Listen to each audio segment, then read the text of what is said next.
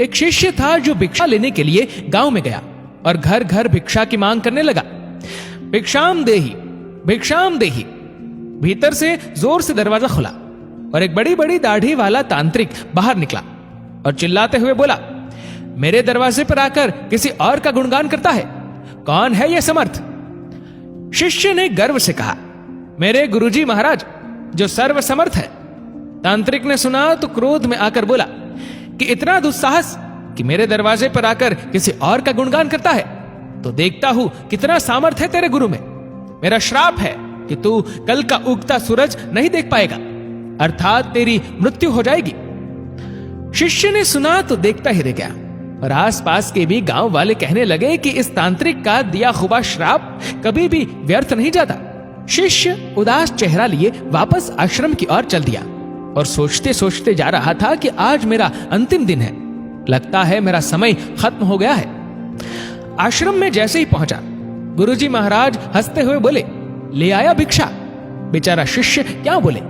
गुरुदेव हंसते हुए फिर बोले कि भिक्षा ले आया? शिष्य ने कहा, जी गुरुदेव, भिक्षा में अपनी मौत ले आया, और सारी घटना सुना दी और एक कोने में चुपचाप बैठ गया। गुरुदेव बोले, अच्छा चल भोजन कर ले। शिष्य ने कहा, गुरुदेव आप भोजन करने की बात कर रहे हैं और यहां मेरे प्राण सूख रहे हैं। भोजन तो दूर, एक दाना भी मुंह में न जा पाएगा। गुरुदेव बोले, अभी तो पूरी रात बाकी है, अभी से चिंता क्यों कर रहा है? चल ठीक है, जैसी तुम्हारी इच्छा। और यह कहकर गुरुदेव भोजन करने चले गए। फिर सोने की बारी आई, तब गुरुदेव शिष्य को बुलाकर बोले, हमारे चरण दबा दे। शिष्य मायूस होकर बोला, जी गुरुदेव, जो कुछ क्षण बचा है जीवन के, उस क्षण में आपकी सेवा कर ही प्राण त्याग करूं, यही अच्छा होगा। और फिर गुरुदेव के चरण दबाने की सेवा शुरू की।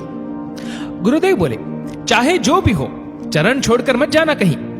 शिष्य ने कहा, जी गुरुदेव, कहीं नहीं जाऊंगा। गुरुदेव ने अपने शब्दों को 3 बार दोहराए कि चरण मत छोड़ना, चाहे जो हो जाए। ये कहकर गुरुदेव सो गए। शिष्य पूरी श्रद्धा भावना से चरण दबाने लगा। रात्रि का पहला पहर बीतने को था। अब तांत्रिक अपने श्राप को पूरा करने के लिए एक देवी को भेजा जो धन से भरी थी, सोने चांदी हीरे मोती से भरी थी। शिष्य चरण दबा रहा था, तभी दरवाजे पर वो देवी प्रकट हुई और कहने लगी कि इधर आओ और ये सोने चांदी से भरा ये पात्र ले लो। शिष्य भी बोला, जी मुझे लेने में कोई परेशानी नहीं है, लेकिन क्षमा करें, मैं वहां पर आकर नहीं ले सकता हूं। अगर आपको देना ही है तो यहां पर आकर दे दीजिए। वो देवी सुनी तो कहने लगी कि नहीं नहीं, तुम्हें यहां आना होगा, देखो कितना सारा है। शिष्य बोला, नहीं, अगर देना है तो यहीं आ जाइए। तांत्रिक अपना पहला पासा असफल देख दूसरा पासा फेंका। रात्रि का दूसरा पहर बीतने को था। शिष्य गुरु महाराज जी के चरण दबाने की सेवा कर रहा था। तांत्रिक ने इस बार मारने के लिए उस शिष्य की मां का रूप बनाकर भेजा। शिष्य गुरु के चरण दबा रहा था, तभी दरवाजे पर आवाज आई, बेटा तुम कैसे हो? शिष्य ने अपनी मां को देखा तो सोचने लगा, अच्छा हुआ जो मां के दर्शन हो गए, मरते वक्त मां से भी मिल ले। वो औरत जो मां के रूप धारण की थी बोली, आओ बेटा गले से लगा लो, बहुत दिन हो गए तुमसे मिले।